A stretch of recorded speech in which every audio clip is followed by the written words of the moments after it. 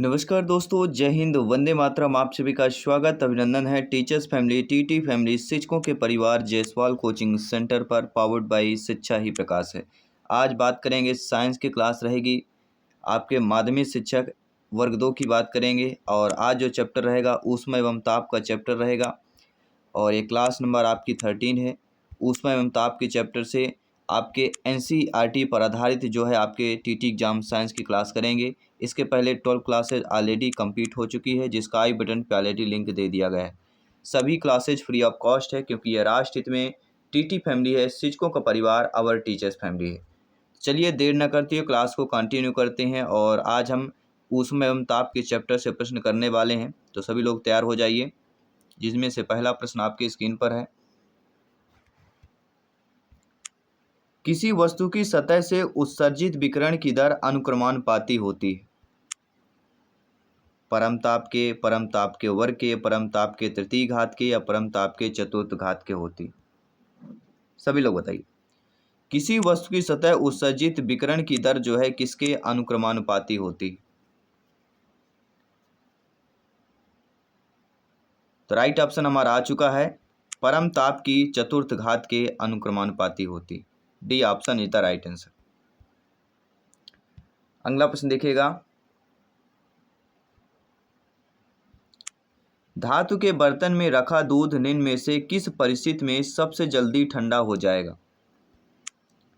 जब बर्तन के ढक्कन पर पर्याप्त बर्फ हो, जब दूध के बर्तन को बर्फ की सिल्ली पर रखा जाए, जब बर्फ को बर्तन के चारों ओर रखा जाए, या उपरोक्त तीनों दशाओं में ठंडे होने के लिए समान समय लगेगा। तो धातु के बर्तन में रखा दूध इनमें से किस परिस्थिति में जो है जल्दी ठंडा हो जाएगा। और वह परिस्थिति है जब बर्फ के चारों तरफ जो है क्या रखा जाएगा, जब बर्फ को बर्तन के चारों ओर रखा जाएगा तो जल्दी ठंडा हो जाएगा। C option is the right answer. ठीक है, आपने मटका कुल्फी खाई होगी। मटके के चारों तरफ जो बर्फ रहता है, बीच में कुल्फी रहती है, मिक्स की जाती है, उसमें नमक डाला जाता है। अगला प्रश्न देखिएगा, सारे एनसीईआरटी का पूरे बुक का पूरा निचोड़ है। एनसीईआरटी लेवल के आपके प्रश्न मिलेंगे और वही प्रश्न मिलेंगे जो आपके एग्जाम के जैसे इंपॉर्टेंट प्रश्न है। दोपहर के समय सूर्य से आने वाली किरणें में अधिक गर्मी होती है, क्योंकि सूर्य का कुछ बड़ा हो जाता है, किरणों को वायुमंडल में कम दूरी तय करनी पड़ती है, जिससे ऊष्मा का अवशोषण होता है, सूर्य चमकदार होता है, या किरणें तेजी से आती हैं। तो आप सभी लोग जानते हैं राइट ऑप्शन क्या हो जाएगा। दोपहर के समय सूर्य से आने वाली किरणें में अधिक गर्मी क्यों होती, क्योंकि किरणों को वायुमंडल में कम दूरी तय करनी पड़ती है, जिससे ऊष्मा का अवशोषण कम होता है। B option is the right answer. इसके बाद है अगला प्रश्न है,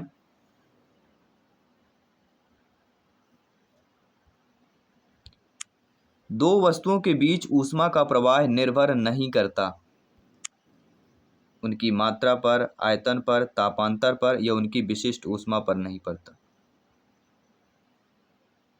सभी लोग बताइए, किस पर निर्भर जो है नहीं करता है। दो वस्तुओं के बीच की ऊष्मा का प्रवाह जो है किस पर निर्भर नहीं करता है। वह उनकी मात्रा पर निर्भर नहीं करता है, बाकी उनके आयतन पर निर्भर करेगा, तापांतर पर, विशिष्ट ऊष्मा पर निर्भर करेगा, लेकिन उनकी मात्रा पर नहीं करेगा। According to question first option is the right answer हो जाएगा। अगला प्रश्न देखते हैं, पूर्णतः कृष्णपिंड की अवशोषकता होती है 1, 2, -1 या 5। सभी बताइएगा।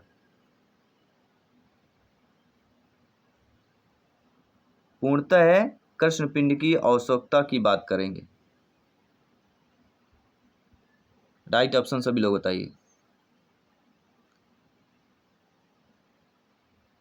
अवशोषण यहाँ पे पूछा जा रहा है, अवशोषण क्षमता पूछी जा रही है। तो राइट ऑप्शन होगा पहला 1। ठीक है, अगले प्रश्न की बात कर रहे हैं, ऊष्मीय विकिरण की चाल होती है प्रकाश की चाल के बराबर, प्रकाश की चाल के आधे के बराबर, ध्वनि की चाल के बराबर होती है। या उपरोक्त में से कोई नहीं। फिजिक्स का बेस्ट क्वेश्चन है आपका। ऊष्मीय विकिरण की चाल पूछी जा रही और यह प्रकाश की चाल के बराबर होती है। ऊष्मीय विकिरण की जो चाल होती है वह प्रकाश के चाल के बराबर होती है। एनसीईआरटी के बेस्ट क्वेश्चन आपके स्क्रीन पर है। कंबल से ढकने पर बर्फ नहीं पिघलती, क्योंकि कंबल ऊनी होता है, क्योंकि कंबल ऊष्मा का सुचालक होता है, क्योंकि कंबल मोटा होता है, क्योंकि कंबल ऊष्मा का कुचालक होता है। तो राइट ऑप्शन क्या है? क्योंकि कंबल क्या होता है? ऊष्मा का कुचालक होता है, इसलिए कंबल से ढकने पर बर्फ नहीं पिघलती। अगला प्रश्न दिया गया है, सूर्य के प्रकाश की ऊर्जा पृथ्वी तक पहुंचती है चालन द्वारा, संवहन द्वारा, विकिरण द्वारा,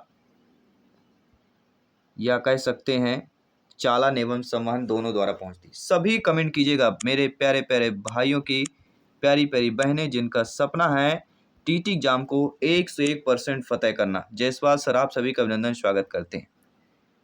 तो सूर्य के प्रकाश की ऊर्जा पृथ्वी तक पहुंचती है किसके द्वारा? विकिरण के द्वारा पहुंचती है। C option is the right answer. ऊष्मा सबसे तेजी से संचारित होती है संवहन द्वारा, विकिरण द्वारा, चालन द्वारा, या सभी द्वारा होती है। ऊष्मा सबसे तेजी से संचरित जो होती है किसके द्वारा संचरित होती है? वह माध्यम आपको बताना है, संवहन, विकिरण, चालन एंड ऑल ऑफ एबव। तो राइट ऑप्शन है, ऊष्मा में सबसे तेजी से जो संचरित होती है वह होती है विकिरण के द्वारा। अगला प्रश्न देखते हैं दोस्तों,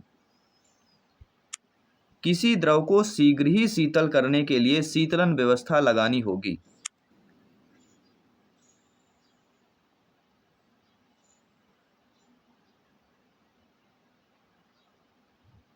मध्य में, शीर्ष पर, कहीं भी, या इनमें से कोई नहीं? सभी बताइए। किसी द्रव को शीघ्र ही शीतल करने के लिए शीतलन व्यवस्था लगानी होगी।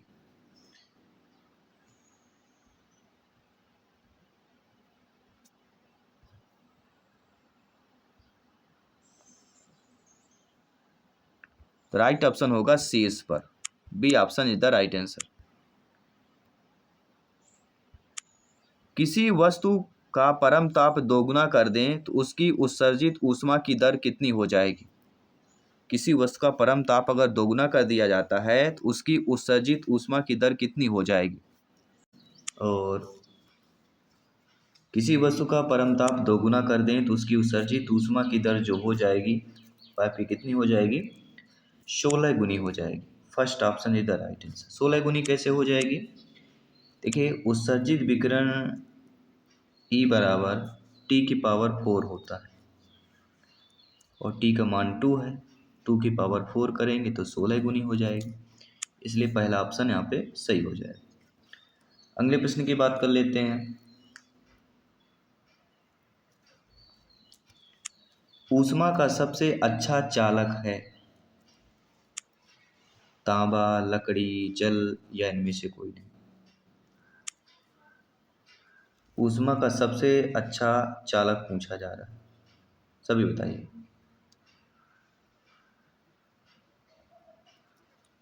एनसीईआरटी का बेस्ट क्वेश्चन आपके स्क्रीन पर है। सारे क्वेश्चन आपके एनसीईआरटी बुक से लिए गए हैं। तो तांबा is the right answer. First option is the right answer. अगला प्रश्न है, यांत्रिक कार्य तथा उत्पन्न ऊष्मा में संबंध प्रदर्शित करने वाला समीकरण बताइए।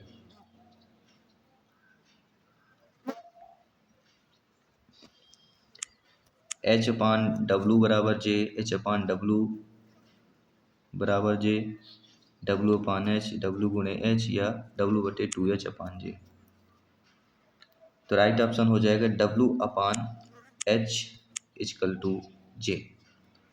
First option is the right answer. यांत्रिक कार्य तथा ऊष्मा में संबंध प्रदर्शित करने वाला जो समीकरण फार्मूला है W/H बराबर J हो जाएगा। एक ही पदार्थ से बनी हुई दो बेलनाकार छड़ों द्वारा ऊष्मा का प्रवाह हो रहा है। छड़ों का व्यास 1:2 के अनुपात में है और उनकी लंबाई 2:1 के अनुपात में है। यदि दोनों सिरों पर तापांतर समान है तब इनमें ऊष्मा प्रवाह की दर होती है।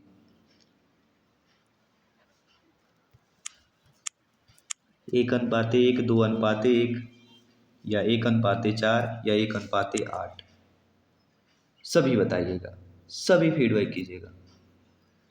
राइट ऑप्शन क्या हो जाएगा? तो राइट ऑप्शन आ चुका है कितना हो जाएगा? 1:8। टी ऑप्शन जो दिया गया है वह हमारा यहाँ पे सही हो जाएगा। इसके बाद अगला प्रश्न है जो कि बहुत ही इंटरेस्टेड प्रश्न दिया गया है और जानते हैं आपका फीडबैक क्या मिलता है।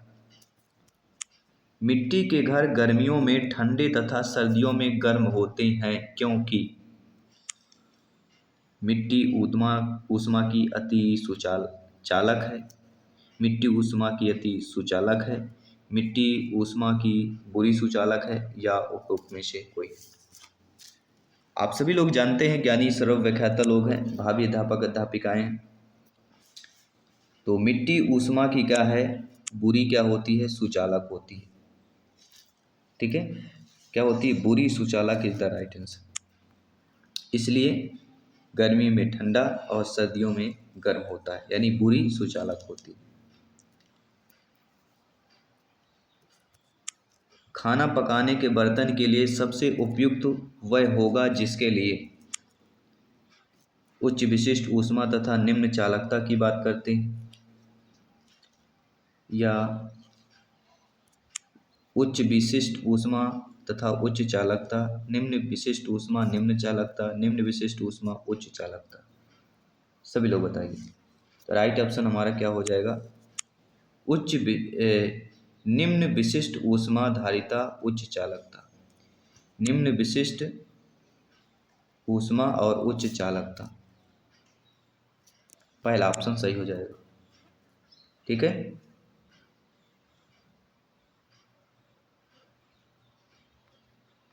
इसके बाद अगला प्रश्न देखिएगा। द्रव की ऊष्मा चालकता ज्ञात करने के लिए हम ऊपर का भाग गर्म और नीचे का भाग ठंड रखते हैं जिससे संवहन नहीं होता, विकिरण रोकने के लिए, या नीचे की ओर ऊष्मा संचालन सरल रहता है, या वायु भरने में कोई लाभ नहीं मिलता। सभी बताइए।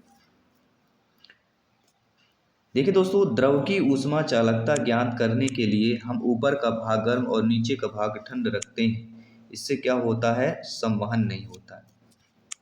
First option is the right answer. अगला प्रश्न देखते हैं। किसी पदार्थ का ताप धीरे धीरे बढ़ने पर आप कौन सा रंग देखेंगे? सफेद, पीला, हरा या लाल रंग? सभी बताइएगा। बेहतरीन लाजवाब प्रश्न, एनसीईआरटी बुक का पूरा निचोड़ मिलने वाला है। तो किसी पदार्थ का ताप धीरे धीरे बढ़ने पर आपका कौन सा रंग जो है दिखाई देने लगता है, या कौन सा रंग देखेंगे? सभी बताइएगा। बहुत अच्छा बेहतरीन प्रश्न आपके लाजवाब। देखिए, वीन के विस्थापन नियम के अनुसार देखें, लेमडा एम टी बराबर, जो कि नियतांक है, साधारण ताप तक गर्म करने पर केवल बड़ी तरंगदैर्घ्य जिसे लाल रंग वाली विकिरण तरंगे निकलती हैं। जैसे ताप बढ़ता जाता है छोटी तरंगे भी अधिकाधिक मात्रा में निकलने लगती हैं। यानी कि अकॉर्डिंग टू क्वेश्चंस जो हमारा ऑप्शन सही हो जाएगा वह आपका कौन सा हो जाएगा? सभी लोग बताइए।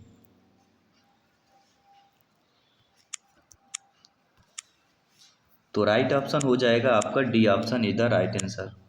इसके बाद बात करेंगे अगले प्रश्न की। बंद कमरे में एक विद्युत पंखा चलाया जाता है। कमरे की वायु ठंडी होती है, गर्म होती है, या कह सकते हैं अपना तापमान बनाए रखती है, या कह सकते हैं उपरोक्त में से कोई नहीं। तो आपका फीडबैक क्या होगा कि बंद कमरे में एक विद्युत पंखा चलाया जाता है तो कमरे की वायु जो रहती है अपना तापमान जो है क्या करती है? बनाए रखती है, लेकिन क्या है? वह गर्म होती है। बंद कमरे में अगर विद्युत पंखा चलाया जाता है तो कमरे की वायु गर्म होती है, क्योंकि विद्युत पंखे की मोटर विद्युत ऊर्जा को गतिज ऊर्जा और ऊष्मीय ऊर्जा में बदलती है, और यह ऊष्मीय ऊर्जा बंद कमरे का तापक्रम बढ़ाती है। तो इसका रीजन क्या है? विद्युत ऊर्जा को गतिज ऊर्जा में बदलना, और ऊष्मीय ऊर्जा में बदलती है गतिज ऊर्जा को। ठीक है, तो बंद कमरे में अगर विद्युत पंखा चलाते हैं तो वह वहाँ की वायु गर्म हो जाती है। 200 ग्राम जल को 20 डिग्री सेल्सियस से 40 डिग्री सेल्सियस तक गर्म करने के लिए कितनी ऊष्मा चाहिए? 400 कैलोरी, 4 गुणे 10 की घाते 3 कैलोरी, 800 कैलोरी या शून्य चाहिए? सभी बताइए। 200 ग्राम जल को 20 से 40 डिग्री सेल्सियस तक गर्म करने के लिए जितनी ऊष्मा की आवश्यकता होती है, 4 गुणे 10 की घाते 3 कैलोरी ऊष्मा चाहिए होती है। क्योंकि इसके लिए जो फार्मूला होता है, ऊष्मा Q बराबर क्या होता है? Formula ms delta T। ठीक है, ms यानी 200 गुणे 1 गुणे 40 माइनस 20, तो बराबर कितना आ जाएगा? 4 गुणे 10 की घाते 3 आ जाएगा calorie. B option is the right answer. अवस्था परिवर्तन के समय प्रदत्त गुप्त ऊर्जा के प्रभाव से पदार्थ के अणुओं की स्थितिज ऊर्जा बढ़ती है, पदार्थ के अणुओं की गतिज ऊर्जा बढ़ती है, पदार्थ के अणुओं की कुल आंतरिक ऊर्जा बढ़ती है, या पदार्थ के अणुओं की स्थितिज ऊर्जा घटती है। तो अवस्था परिवर्तन के समय प्रदत्त जो गुप्त ऊष्मा का प्रभाव होता है, गुप्त ऊष्मा के प्रभाव से क्या होता है? स्थितिज ऊर्जा जो है क्या होती है? यानी पदार्थ के अणुओं की जो स्थितिज ऊर्जा होगी वह बढ़ जाएगी। तो अकॉर्डिंग टू क्वेश्चन पहला ऑप्शन जो दिया गया है ये हमारा सही हो जाएगा। इसके बाद बात करते हैं अगले प्रश्न की। 100 मीटर की ऊंचाई से जल गिर रहा है, पृथ्वी गिरने पर इसकी प्रति किलोग्राम ताप में कितनी वृद्धि होगी?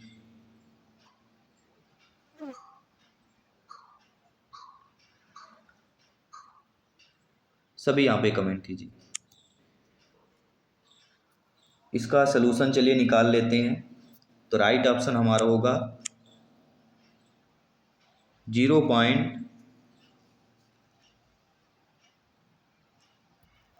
देखिए, व्यय की गई जो आंतरिक ऊर्जा है, व्यय की गई आंतरिक ऊर्जा बराबर h ऊंचाई पर स्थितिज ऊर्जा बराबर mghm होता है।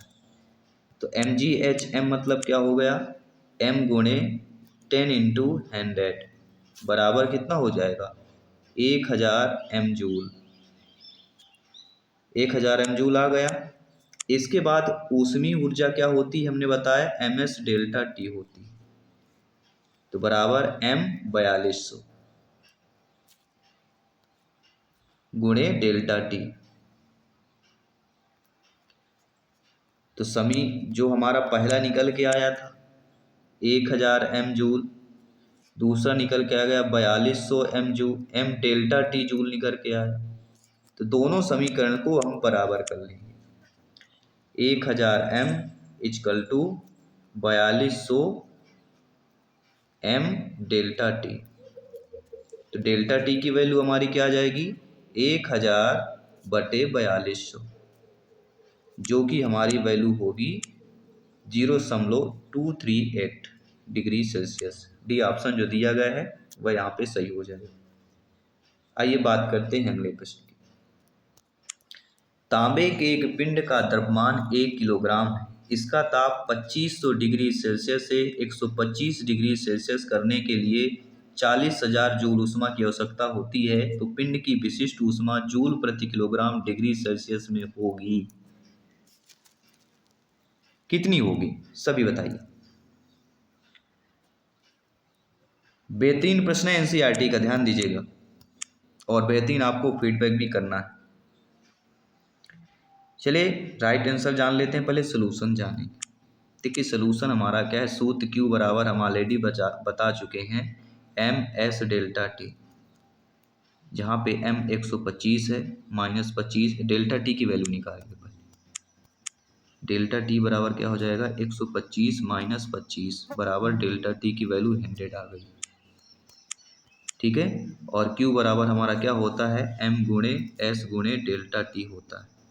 तो यहीं से हम s की वैल्यू निकाल लेंगे, 40,000 जूल बटे A1 गुणे 100 बराबर कितना आ जाएगा, 2 जीरो कट जाएगा, 400 जूल किलोग्राम प्रति डिग्री सेल्सियस।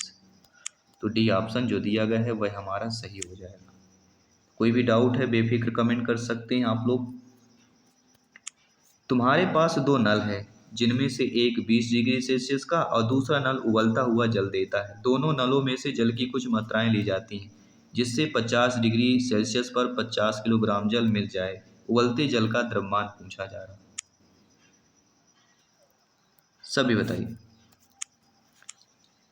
उबलते जल का द्रव्यमान यहाँ पे बताना आप लोग। तो राइट ऑप्शन क्या होगा, क्या सोल्यूशन भी चाहते हैं, चलिए सोल्यूशन करते हैं। मान लीजिए उबालता जल का द्रव्यमान m किलोग्राम और वह 20 डिग्री सेल्सियस वाले जल का द्रव्यमान 50 किलोग्राम होगा, 50 माइनस m किलोग्राम होगा। तो उबलते द्वारा या उबलते जल द्वारा दी गई जो ऊष्मा हो जाएगी वह कितनी हो जाएगी, 20 डिग्री सेल्सियस वाले जल द्वारा ली गई ऊष्मा। अर्थात दोस्तों ms इजकल टू 100 माइनस 50 बराबर 50 माइनस m गुणे s गुणे 50 माइनस 20 की। तो 50m बराबर 50 माइनस m गुणे 30 की। तो m की वैल्यू क्या आ जाएगी, 18.75 किलोग्राम। यानी जो डी ऑप्शन दिया गया है बिल्कुल सही दिया गया है। अगले प्रश्न की बात कर लेते हैं। 1 किलोग्राम धातु के ठोस पदार्थ का तापमान 100 डिग्री सेल्सियस तक बढ़ाया जाता है। इसे 20 डिग्री सेल्सियस ताप वाले 100 ग्राम में डाल दिया जाता है। यदि अंतिम तापमान 30 डिग्री सेल्सियस हो तो धातु की विशिष्ट ऊष्मा होगी। वो भी जूल किलोग्राम कैलोरी में पूछा जा रहा है। 60, 40, 120 या 80 होगी, सभी बताइए।